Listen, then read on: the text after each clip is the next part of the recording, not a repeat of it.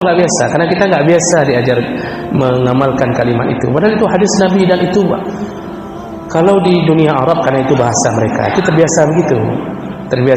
Jazakumullah. Terutama di kalangan orang-orang beriman dan saleh. Itu kalimatnya diganti. Jadi orang Arab yang umum, yang awam, itu masih mengucapkan syukran. Ya, syukran itu terima kasih. Ya. Lalu jawabannya afwan.